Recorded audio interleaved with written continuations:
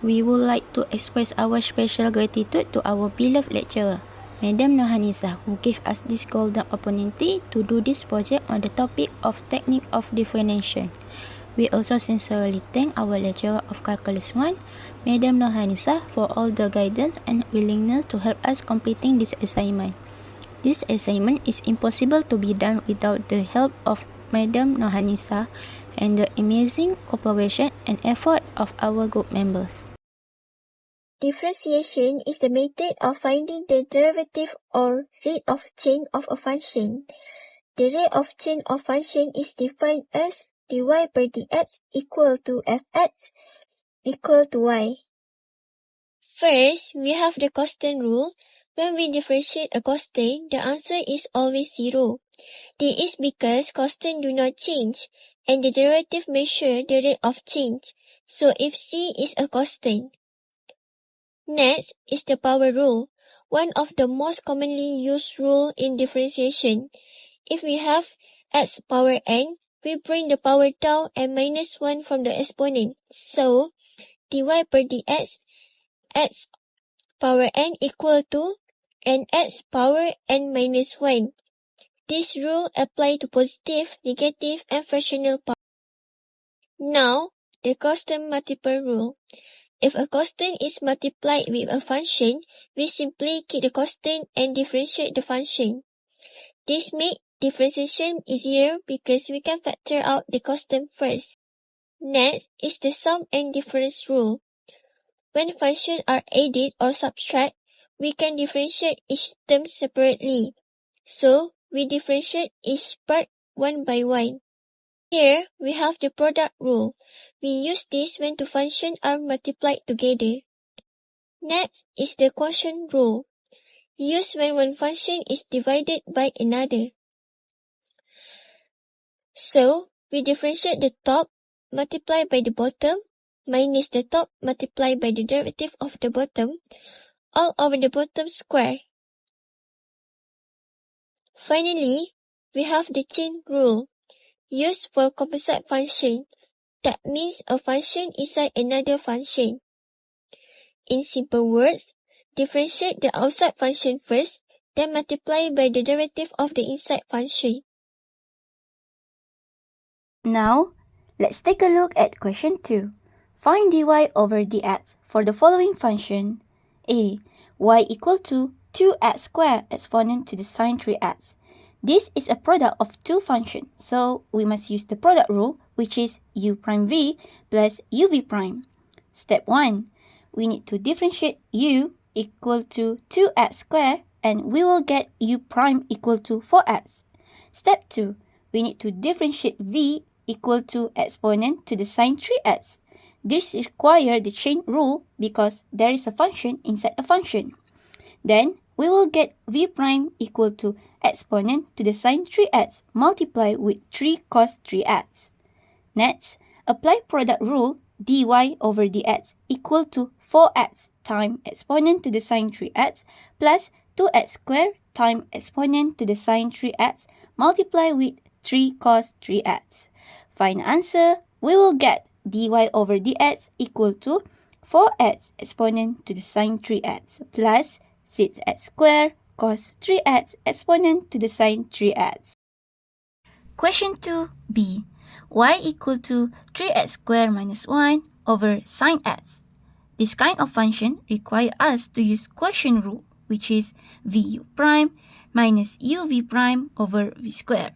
Step 1. We need to differentiate u equal to 3x squared minus 1, and we will get u prime equal to 6x. Step 2. We need to differentiate v equal to sine x, and we will get v prime equal to cos x. Now, apply the quotient rule, and that will be sine x times 6x minus 3x squared minus 1 times cos x over sine x squared. Final answer, we will get dy over dx equal to 6x sine x minus 3x squared minus 1 times cos x over sine 2x. First, we write the equation and number them using 1, 2, and 3. For number 1, we use the product rule, which is u point v plus uv1. Let u equals to x to the power of 2, so u point equals to 2x. Let v exponent the power of 4x plus y. To differentiate, we use the chain rule. Copy the exponent, then the power become 4 plus dy over dx. Now we apply the product rule.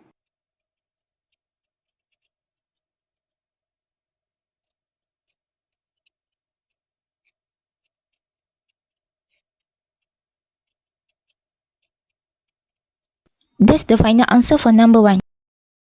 Now we move.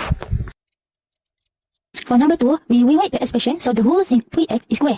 Differentiate by bringing the 2 to the front, then sin becomes cos and 3x become 3. Multiply 2 and 3 to get 6.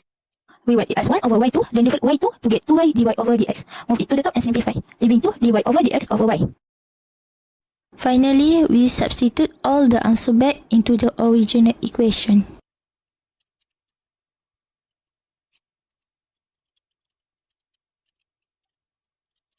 Move every term with dy over dx to the left and the rest to the right.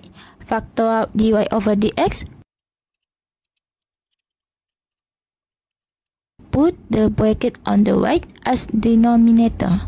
And that gives us the final answer. Question 4. We need to use linear approximation to estimate the value of cube root 63.99 plus 1 over square root 63.99.